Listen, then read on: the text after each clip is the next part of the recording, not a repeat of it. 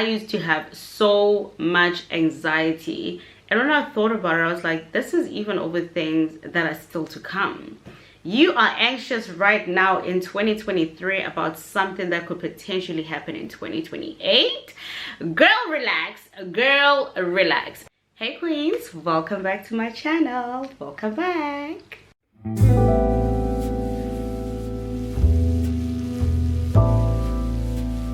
I was like, you know what, today is officially episode 1 of Lydia's diary, so let's just do pink and a bit of flowers. And down here I'm wearing my Virgo necklace because Virgo queen, 22 September baby.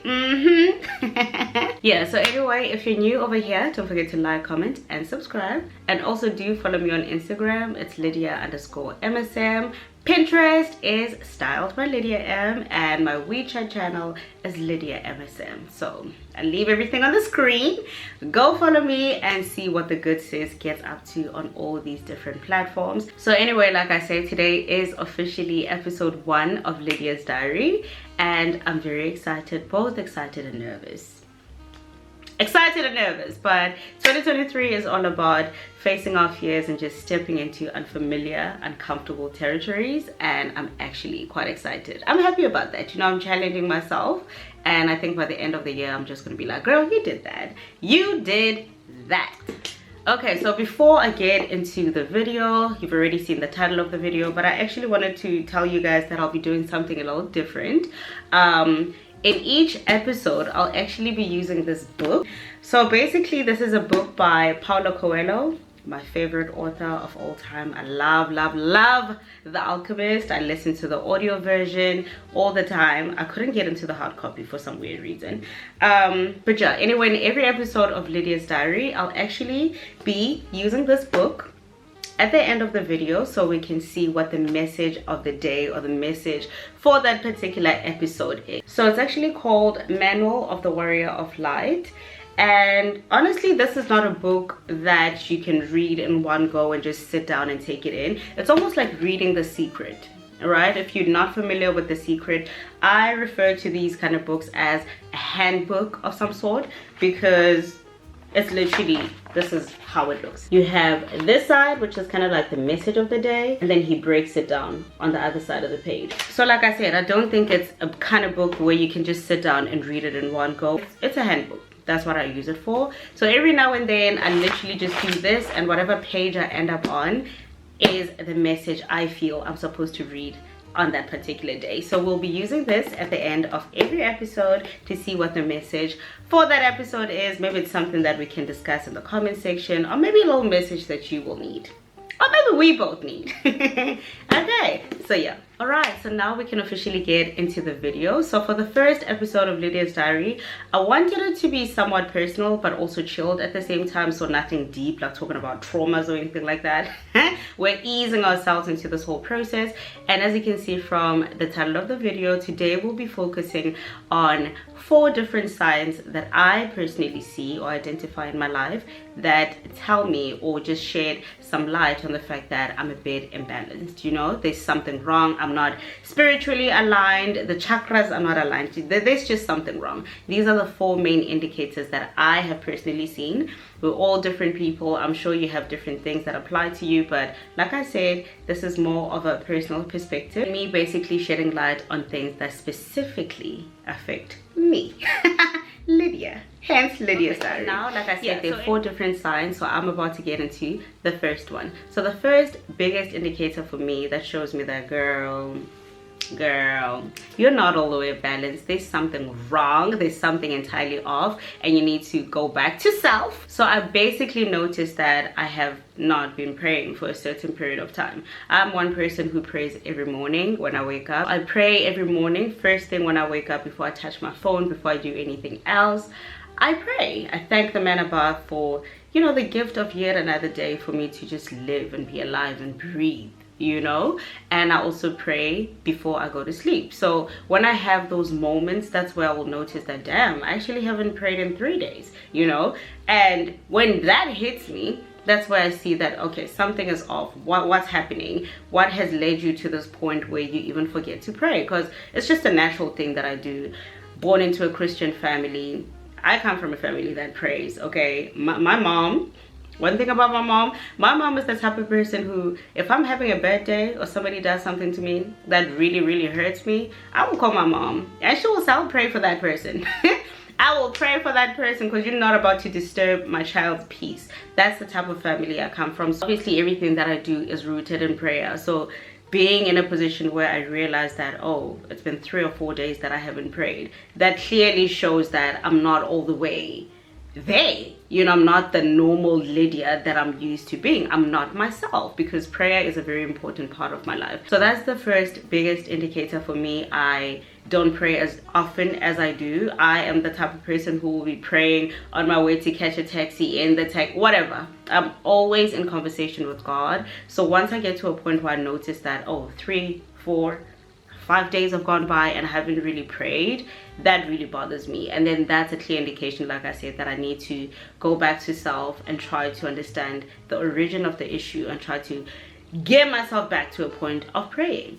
Prayer is very important in my life, so I need that to go through my days, child. So if I can go 2, 3, 4, 5 days without praying, it clearly means that I'm just out here walking around like a zombie. I'm probably operating on E. I'm going through some things and I'm not being myself, you know. So that's the first biggest thing, a lack of prayer, or there being some sort of distance between me and God, and I don't like that. So the second sign and the second biggest indicator for me, which I think then will make sense and it will tie back to the first point, is the fact that I start becoming a nasty person. I just, when I am not spiritually balanced or some things are not aligned, I'm just not my normal self, I become the worst person to be in the presence of. I am moody as hell. I am mean-spirited. I get very petty. I literally do things that are out of character. You know, I will catch myself snapping. I'm ready to fight. I do not care. You hurt me with your words. I'm not trying to understand where you're coming from. I'm ready to... What did Michelle Obama say? They go high, they go low, you go high. When I'm in that phase where I'm just imbalanced and everything is a bit unsettled, you go low, I go to the trenches of hell. I go to the gutter. I go to Satan's toenails. That's where I see, okay, there's something wrong. I am not being myself. I'm not rational. I'm not trying to see anything from anyone's perspective. I just become so selfish. I just have this mean spirit about myself that I absolutely hate. Absolutely hate it. Like, absolutely hate it. And I think it took me working on myself through therapy and just being intentional with my healing journey and all of that, that now I'm so in tune with myself that those periods or those spells don't go on for a long period of time. Like I said, I will notice that I haven't prayed in 2, 3, or 4 days. Whereas before, I was so absent-minded that probably I would go like 2 weeks without praying. And then, only then I would notice. But now I feel like I'm so intentional about my healing journey that I actually pick up on those things very quickly. So I'll notice that I've been very snappy. I've been fighting with people, getting into a lot of arguments. There's something wrong. What's happening? We need to figure this out. Ooh, child, we just needed a quick battery change. But anyway, like I was saying, I noticed that I'm a very mean-spirited person. I'm ready to fight. I don't give a damn. I want to flip tables. I'm just not myself. When I go through those periods, or when I'm so spiritually thrown off and I'm just not all the way balanced, I will literally, I'm that type of person. I speak then think later. That's literally what it is. I am just like off the hinges, do not care. You hurt my feelings, I want to hurt you back. I'm just petty-ana, you know, and it's a very unsettling feeling because I used to be that person. So that's why I'm able to know that there's a shift and a change, and I'm reverting back to those old tendencies and toxic habits, and I don't like that, you know. We'll get into all of that, you know, in episodes that are to follow up, and you'll understand my journey and what led me to being the person that I used to be and this person that I am right now that I have actively and intentionally embarked on this journey of healing and growth. I feel that now that I'm on this journey of constantly holding myself accountable and being conscious of my actions and my words and how I act around people or how I make other people feel, it speaks to my growth, because Before, like I said, I was just very absent-minded. Whether I hurt your feelings or not, I didn't give a damn. I said what I needed to say and I keep it moving. But the fact that now I'm able to take stock of my emotions and sit down after a situation and be like, okay, that was not nice. But now that I think about it, I had 3 or 4 prior incidents that happened. Like, what is making me feel this way? What are the triggers? And I need to go back to that and try and find the original trigger, the first thing that actually sparked those feelings in me, and then try to work through those. And in doing that, I'm able to just restore some form of equilibrium and balance in my spirit and just be an okay person. You know, it's daily work. My best friend and I were literally talking about this. I'm like, there's no way you can ever get to a point where you're like, I have worked on myself, I've evolved, I know myself, I'm happy and content with who I am. You are constantly being put in situations and environments that, you know, trigger some parts of you, or they present new challenges to you, and now you need to find new coping mechanisms and to actually survive being in those environments. So it's a continuous thing, and baby, it's not easy. It is not easy. It's not easy. It is not easy, because they say you have certain situations that literally trigger you, and I'm sitting there, I'm like, but we're working on ourselves. We are working on ourselves. And that's one other thing that I want to talk about in the next episode. Basically, the struggle of transitioning from, let's say, if you are a person who used to deal with a temper problem, right, and now you're constantly working on yourself. It's like you go from one extreme to the next. That's a personal challenge that I had. You go from one extreme to the next. You go from being a very bad person in this regard, and now that you're working on yourself, you jump from one extreme to the next, and now you are sort of a pushover, and you don't know how to assert yourself and set boundaries, and for people to respect you, because you're dealing with this battle of, okay, I don't want to go back to the person that I used to be, but at the same time, how do I manage some form of balance so that you know, so that people actually still respect you? It's a struggle. It's like you don't know how to ease yourself into this new phase of your life. You just hop from one extreme like a spring and just go to the next. So that's another topic that we'll be talking about in coming up episodes. I'm going way ahead of myself, but basically, to sum it up, the second sign or indicator that shows me that all is not well is when I just become a mean-spirited person, that I even feel embarrassed to be myself. I'm just like, girl, are you proud of yourself when you look in the mirror? Okay, fine, you said what you say to this person and you were kind of sort of defending yourself, but does it make you feel good afterwards? And I feel like an indicator that I am growing as a person is the fact that I feel bad after I do all these things or say these things just to defend myself or whatever, to get even with the next person. But it's like, before I would just nonchalantly go on with my life, don't care, whatever, but now I sit in my emotions and I feel bad for whatever it is that I said, and it shows that I'm actually growing, and I'm proud of myself. Yeah. So now we're moving on to the third sign, or the third indicator that shows me that all is not well with our vibe and our energy and our spirit. And the third sign is that I have this series of unfortunate situations that I find myself in. And if you think about it, it's kind of sort of connected, right? I'm a person who roots themselves in prayer. Praying is a very important part of my day. In stage 1, I am not really praying. I'm not really connected to God. I'm just not following my normal routine. Obviously, everything is a little thrown off. Because of that, I'm not balanced. I'm not praying. Now I become a mean person. I become a nightmare to be around. And because of that, the energy that you're giving out, I believe that the universe is going to be like 3 times. 3 times you bring an asshole to this person, you're about to get a tenfold, right? So now it goes back to my third point, where I have these weird things that starting to happen to me, right? I find people being mean to me.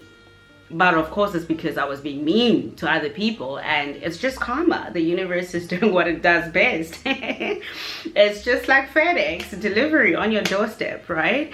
When I see these series of events and things that are happening, I'm like, damn. It's just like all these weird things happen, and it's because I'm walking around feeling grumpy, feeling angry at the world. I'm not happy. I am not oozing out happiness and joy. Obviously, the universe is not going to give that back to me. People are not going to reciprocate what I'm not giving back.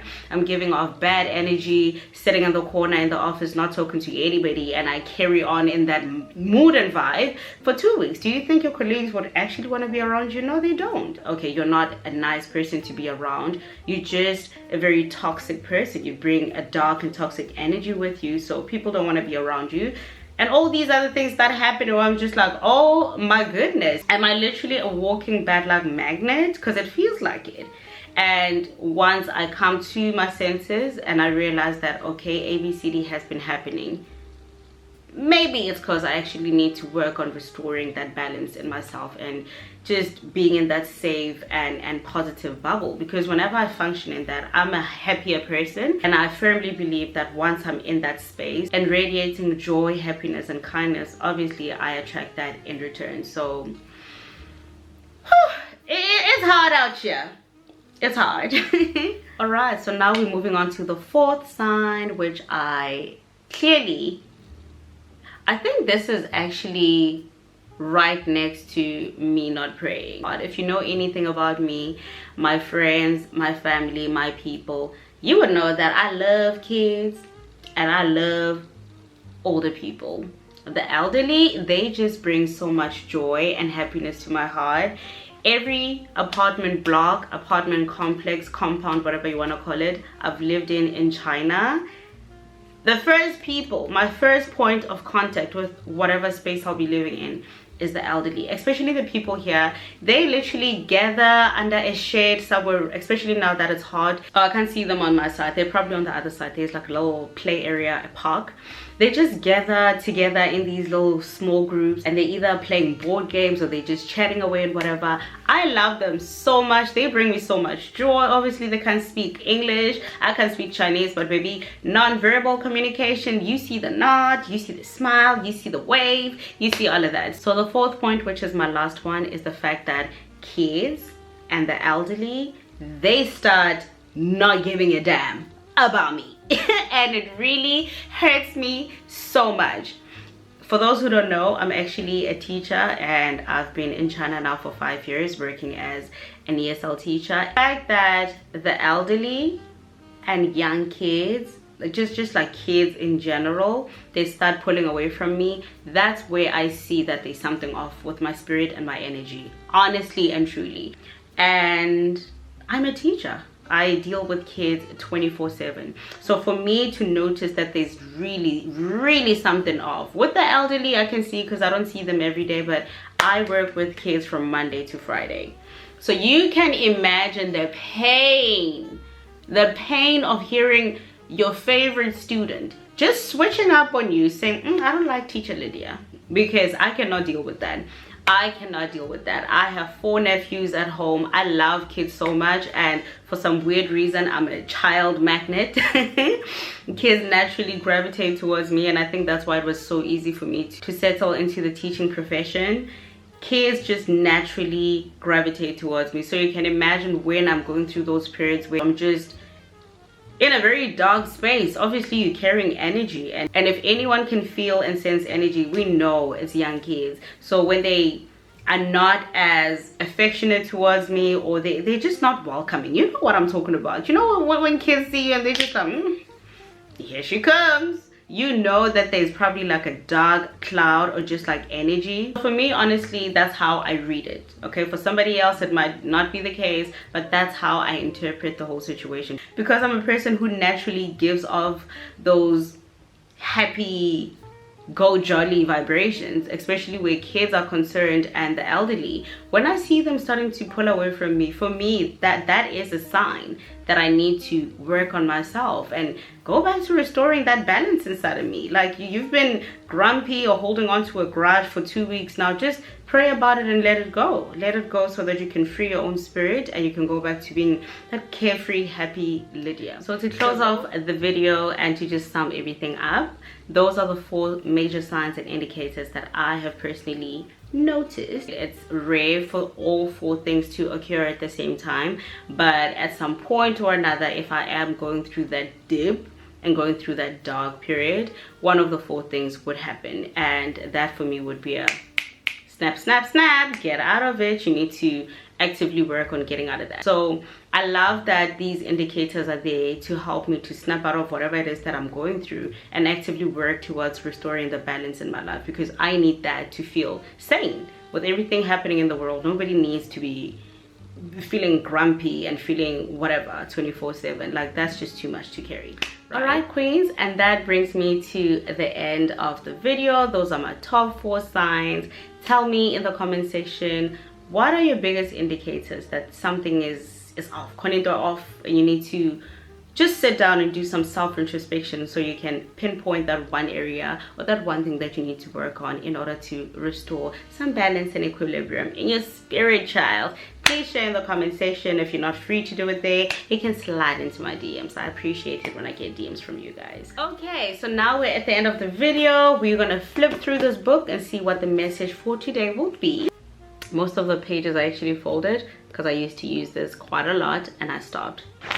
Let's see what the message for today is. Woo! Love it. The warrior of light needs time to himself, and he uses that time for rest, contemplation, and contact with the soul of the world. And then on the other side, where he's elaborating, it says, write down again what I told you. The warrior of light needs time to himself, and he uses that time for rest, contemplation, and contact with the soul of the world. Even in the midst of a battle, he manages to meditate. Occasionally, the warrior sits down, relaxes, and lets everything that is happening around him continue to happen. He looks at the world as a spectator. He does not try to add to it or take away from it. He merely surrenders unresistingly to the movement of life. Little by little, everything that seemed complicated begins to become simple, and the warrior is glad. Oh my goodness, yes ma'am. Can you hear the message though? Can you hear the message? And it's so funny that this is the phase that I'm in right now. I'm in this phase of life, this era in my life where I'm just chilling. I am chilling. I literally had a prayer session the other day, and I literally said, God, I surrender. I surrender all my worries to you, my stresses. Listen, if it's beyond my control, I put it in your hands. If I can manage it, clearly that you can. Because I used to have so much anxiety, and when I thought about it, I was like, this is even over things that are still to come. You are anxious right now in 2023 about something that could potentially happen in 2028. Girl, relax. Girl, relax. So yeah, I love this message so much. Especially the last part. Little by little, everything that seemed complicated begins to become simple, and the warrior is glad. So you basically sit as a spectator, obviously not literally. You need to actively work towards your goals. But I'm talking about a situation where you're forced. You're literally forcing to make things happen. Just sit by, relax, and watch God at work, or whatever higher power you believe in. Just do your best and God will do the rest. That's what I interpret this message as. Love that. So anyway, queens, I hope you enjoyed this video. Like I said, down in the comment section, do let me know, what are the biggest indicators that show you that there's just something off happening in your life? What are the biggest indicators? Please share in the comment section. Don't forget to also like, comment, and subscribe, and follow me on Instagram. It's Lydia_MSM, and I'll see you guys in the next episode of Lydia's Diary. Bye.